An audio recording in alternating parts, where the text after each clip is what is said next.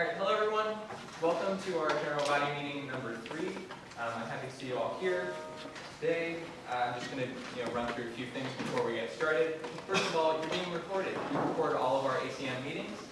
Recording slides and other resources will be available after the meeting at acmuc.org/archive. Also, make sure you fill out our attendance. Attendance is very important. It's how we do things like voting membership, and how we keep track of how much pizza we want to order.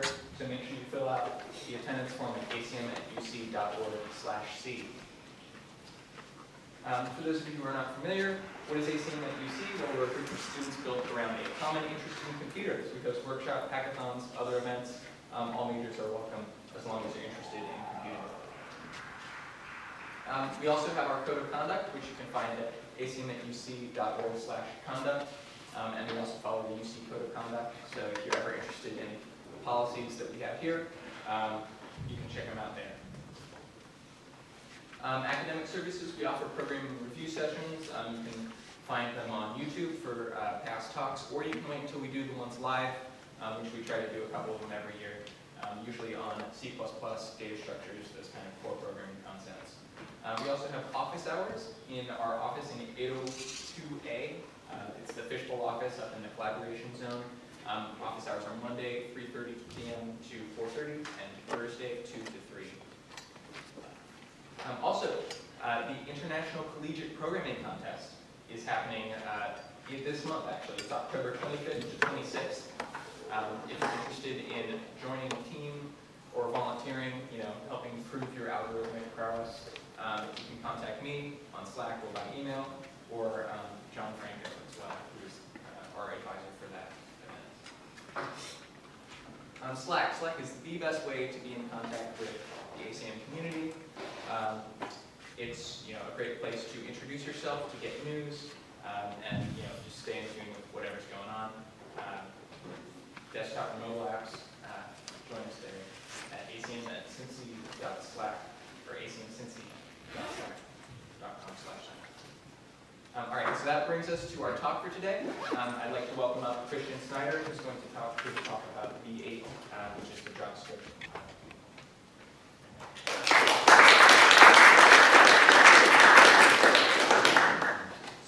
All right, let's get started.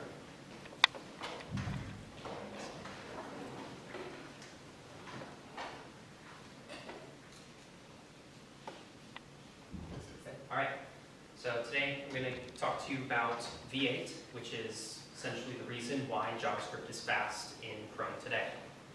As a bit of background on me, hi, I'm Kristian Snyder. I'm Kristian on Slack. I'm a 5th year in SEN, and I was the ACM UC Vice Chair last year. You can find me on the web at crouton.io, and you can check out my amazing contribution history on GitHub. It's really impressive, I think. But regardless, let's get started and ask a simple question. What is JavaScript? It's something that's puzzled people since the dawn of an age. Well, surprisingly enough, it's not Java, but it is a programming language. It's a high-level one that is interpreted, dynamically typed, and uses prototypes. So high-level, kind of like C++, Java, C#. It's interpreted, which means it's run line by line, kind of like Python and Ruby are. It's dynamically typed, meaning you don't really specify what type, like a variable is. It figures it out at runtime. And it's prototype-based, which is not something we're really going to get into today. It's I'll talk about briefly near the end. What does that mean? It means JavaScript is really slow. Like really slow. Maybe not that slow, but slow. You may be saying, however, Python and Ruby can be fast. We know that they are. Python is used for machine learning. Ruby runs a lot of the world's top web servers. That's true. However, Python and Ruby depend on compiled C++ libraries for speed. Anything that you use in Python, anything you use in Ruby that's really fast is C++ under the hood. Really only the front end of it is Python or Ruby. They run on servers. They can demand that you compile a bunch of C++ code to get your stuff to run fast. JavaScript really only gets JavaScript. When you load the web page, you have no idea what you're going to get. You could get anything, and so you need to make sure that JavaScript that you get runs fast. Because the problem is, JavaScript was made for this, simple stuff. Not this. It was never designed to be used as a gigantic web application to serve you up maps and directions. However, back in 2006, Google was interested in writing that, and they released it. It was really slow. And so this was Google. Google was very sad. And that's why V8 and Chrome exist. Because Google was tired of other browser vendors not making JavaScript fast. And so it created V8, it created Chrome to solve this problem. Because JS used to be run like this. One line at a time, just stepping through it really slowly, not that great, it's still taking its time, we're getting there, and we're finally done. So that was really slow. But we're thinking, wait, that's exactly how it's done, it's interpreted. So what does V8 do? But before that, does anybody have any questions about JavaScript in general before we get started on this? No? All right. So what does V8 do? Question we're all asking today. Sidebar, this is current as of now. It's going to change in the future. V8 architecturally was almost entirely different just 2 years ago than it is right now. And so it's current as of now, but it's going to change. So at its basic level, JavaScript goes in to V8. V8 does some sort of compilation, and out comes really fast JavaScript. You can tell it's got it's much faster now. So it's something faster. Anything more specific than that has asterisks. We can't say something more general for any given case. And so this is actually what happens. So we'll walk through this real quick. We see JavaScript go into something called ignition. Out comes something called bytecode. You can see at the bottom there it's interpreted. That's interesting. Then it goes through some optimized thing here. It goes into something called Turbofan, and out comes optimized code. Okay, so it's a little bit nebulous. We'll go into that little portion by portion. And this is actually how Google describes it. It's from Google's own Blink on talk. And this is what used to happen. Remember how I said it was completely different 2 years ago? This is what it used to be. A lot worse. We'll come back to that. So we're going to start with ignition. What does ignition do? This is their logo for ignition. Ignition takes JavaScript and produces bytecode. So let result equal 1 plus some object.x. In V8, that becomes that in bytecode. And we'll go through what that means in a moment. But you can see JavaScript, it's not much there. Bytecode, it's a lot longer. So that means that when ignition takes your JavaScript and produces bytecode, it's a lot longer than the JavaScript that it was. So that's an important point as well. We'll come back to that. And so now we'll just kind of talk quickly about what's going on here. So it's color-coded. Hopefully everyone can tell the colors apart. Purple there is just the number 1. So we're going to load in to the accumulator. So LD load A accumulator SMI small integer 1. Then we're going to do something called starring it, which is ST store accumulator A in register R0, star R0. Then we're going to LD load and into the accumulator a named property of that object which is called X. So we're going to load object.x into the accumulator. Then finally, in orange, we add R0, that's the one from earlier, and what we just loaded into the accumulator. And then we return that. So it's pretty simple. It gets more complicated with other things, but this is the easiest portion to understand.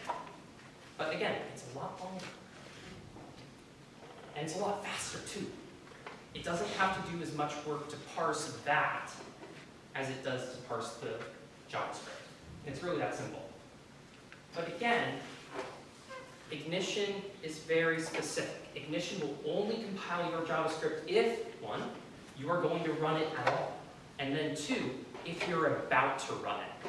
What this means is that ignition is a just-in-time compiler. So ignition won't do anything to your JavaScript if you're not about to run it. let's say you have a portion of your code you never run.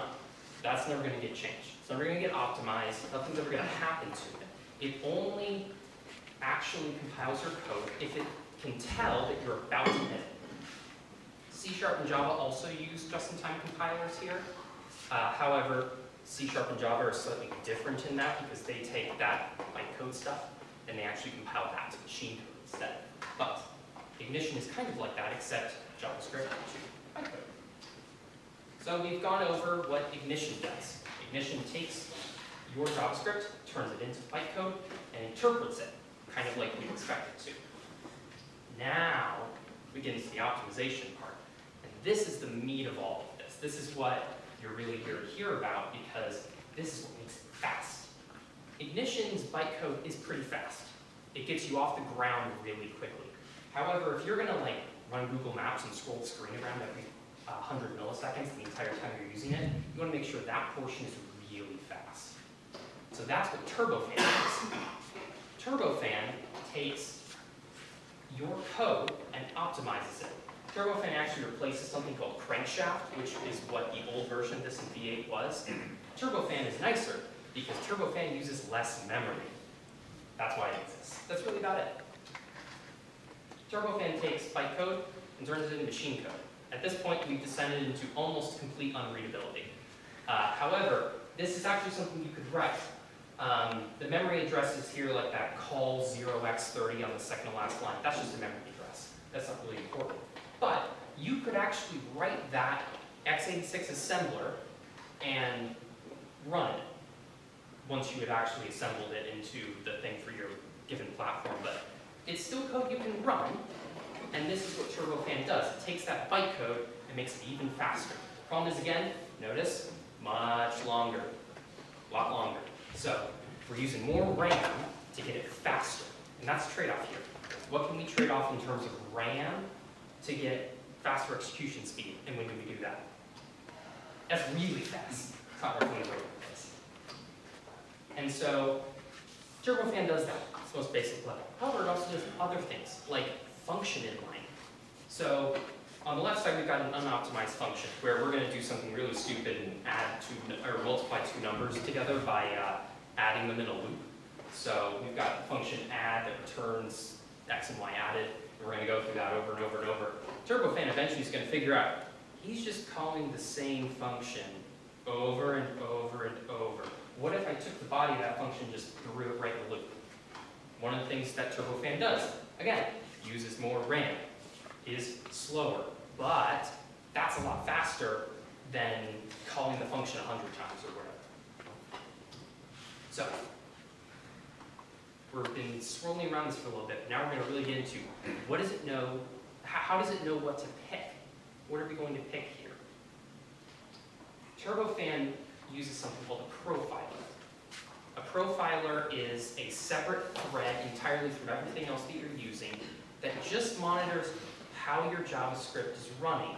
So when you call the add function, when you call something called console.log, maybe when you move an element around a page, it can tell what you're running and when.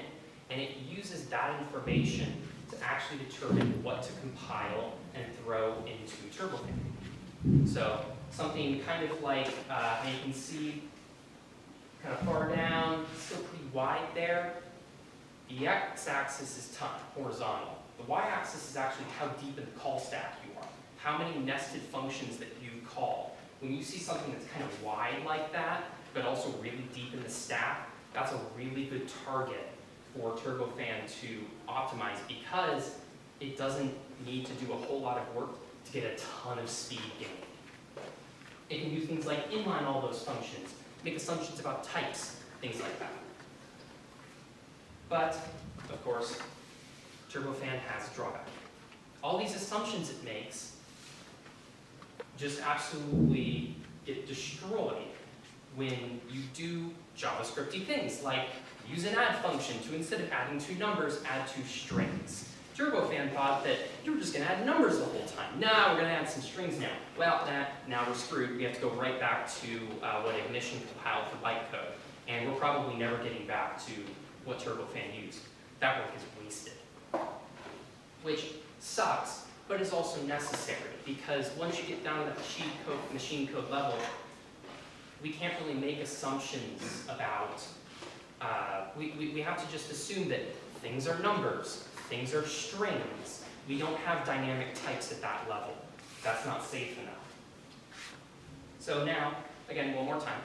Does anyone have any questions about what ignition does, what turbofan does, why they work, more details? No? Yeah. So you mentioned that add, how if it would just be like in numbers. If you started the program by doing only using the add strings, is it just making that guess because it's what you've done before, or would it just never work with strings? No. In a lot of cases, it will make that assumption and be like, oh, he's concatenating two character arrays, which is what strings really are. Yeah. And it'll make those assumptions. It'll probably kick it down to turbofan at a certain point. It may not be able to make the same kinds of performance improvements, but it is going to make those assumptions, yes. All right, now finally, how can I make my code V8 friendly? So V8 makes JavaScript faster, but as we saw, you can screw that over and make it slower if you do JavaScript dynamic type sorts of things. So what can we do here? First, don't take it too seriously. V8 is designed by some really smart people. And they didn't make it to be something that's opt-in. They want to make all JavaScript fast as it can possibly be. So there are a lot of cases where you would want to go in and optimize your JavaScript in a very specific case. However, you don't need to do that all the time unless you see some sort of performance issue. Let's say that a portion of your code is taking forever. Maybe it's worth looking into to see why is that happening. And so then we're going to talk about a couple of things that could be some of those reasons. But as well, there are other browsers. WebKit has, well, what is called the faster than light JavaScript compilation engine. It's actually called fourth tier LLVM, which is much more boring, so we just call it faster than light. And Firefox has SpiderMonkey, which is actually the very first JavaScript engine that ever came out. It's still the same thing, 30 years later. So, as well though, now that we have WebAssembly, if you've got something that needs to run really fast, you should probably be using WebAssembly instead now. Because if you're making these optimizations for V8, you can't really use any browsers over 2 years old to get the same performance increases. So you can also just use WebAssembly if you're into that. But first, the most obvious thing. Don't be surprising. Pretty much every single thing that Turbofan does to optimize your code is because you weren't being surprising. The moment that we were surprising, the moment that we tried to add 2 strings instead of 2 integers, it kicked us right back to the bytecode. So don't be surprising. Don't dynamically add properties to instantiate objects. Don't call the same function with different types, like we did when we added 2 strings. Things like this, where, look, we made a point. Okay, so we made something called a hidden class. And then P2, another point. Well, that first point, we just added a Z to it. So here's the problem. Under the hood, Turbofan made a special class called point. It said that class, point, has 2 things. An integer x and an integer y. It made that assumption. P2 came along, so it did the same thing, the same hidden class. Now, we've added another property to Z. Turbofan's already made that assumption. It's already compiled that code down to the machine code level. It can't really modify that without taking up a ton of time, and so it's going to kick you right back, and it's going to say, well, this person is probably going to do this again, and so we're never going to optimize this ever again. So things like that, where you're placing parameters all over the place, you're instantiating objects really weirdly. Things that surprise it are the kinds of things you don't want to do, because you're just going to de-optimize it. And then, again, don't be weird with classes. Pretty much all this is just don't be weird. But don't be weird with classes. Like, don't declare classes and functions like we do here. we have a function called create dog. We define what a dog is in that function, and then we return a new dog. What that does is it actually creates an entirely new hidden class every time that you run that function, and so you get nothing. It's essentially the exact same optimization. It will optimize that, but it won't be any faster because it can't get it any faster because it thinks you're creating an entirely new thing every single time, entirely new type of thing every single time, as opposed to just four instances of dog. And then one of the final ones that's probably the most surprising actually is don't be weird with arrays. Arrays are one of the most important things in JavaScript, and when you're weird with them, when you do JavaScript-y things with them, it has trouble. Things like this, main array of 3 numbers. Now in the 9th place, we're going to put the number 12. Well, that just created a bunch of empty spots. De-optimization. Cool. Now in the 5th spot, we're going to put a string. Now it's different types. De-optimization. Just keeps getting worse. It's all legal. It's all legal. It's totally useful in a lot of cases. But if you're trying to do important things with your code that actually try to take up some of these optimizations because you're going to use this thing 50,000 times, it may be worth to just kind of keep it to the same type. One thing that's actually not shown here, but that is also important, one of the things, I believe pretty much all of the engines do this. If you create an empty array of a certain length and then fill it, that array is as de-optimized as it could possibly get from the very beginning. It's actually worse to create an array that's entirely empty and pre-allocated than it is to just fill the array. There's no point. There's no point. It's the worst possible underlying thing of what V8 thinks an array could be. And then finally, overall, you can go from unoptimized to optimized only once.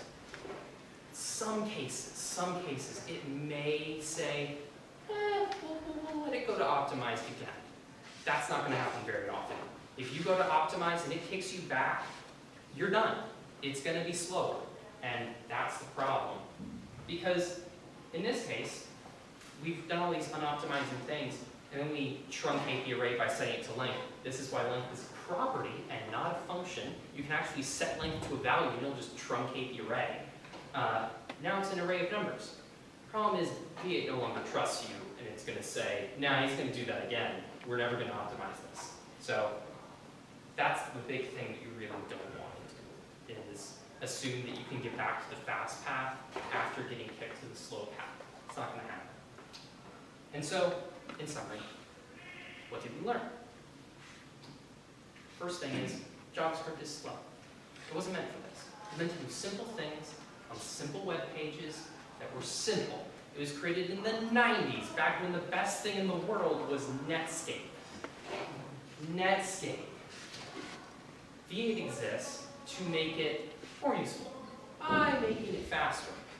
Because you can do more things with JavaScript when it's faster. It's that simple.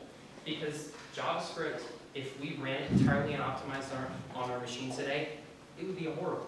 It would be so slow, it's ridiculous. The reason it exists, the reason it's so useful in the web today is because we have things like V8, faster than light, SpiderMonkey, that make JavaScript really fast. V8 has 2 parts. Ignition, which takes your base JavaScript and produces bytecode from it and runs that bytecode interpreted, and then Turbofan, which is an optimizing compiler that makes a lot of assumptions about your code, will make assumptions about its types, will make assumptions about how you're going to use it, will make assumptions about when you need to use it, and run it faster, a lot faster, like multiple times faster. Optimizing for V8 is also usually overkill. Don't go through your entire code base. But if you've got parts that are really useful, that are really important to you, that you need to run fast, it's worth looking into the source code of all of these different JavaScript compilers, including V8, and looking at their rules and seeing what can I do to make this faster. Because it's usually pretty obvious, actually. It's not hard to make it faster. You just need to actually know what it's looking for. And then finally, again, Don't be surprising. If you're not surprising in your JavaScript, and actually the easiest way to do this, honestly, is to write TypeScript, because TypeScript usually leads you down the path of not being surprising by injecting types into JavaScript. That's the easiest way for a lot of things to run really fast.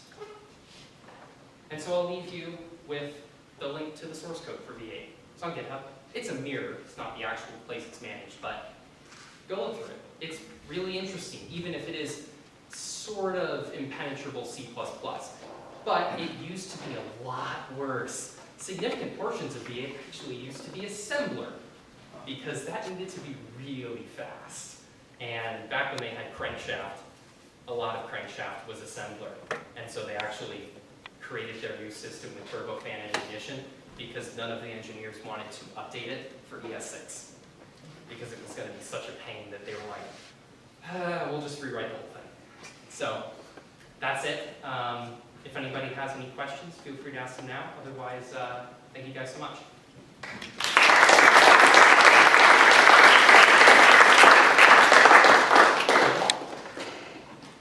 So when you're saying it can like kick you back or it can only be optimized once, is that like per compile or?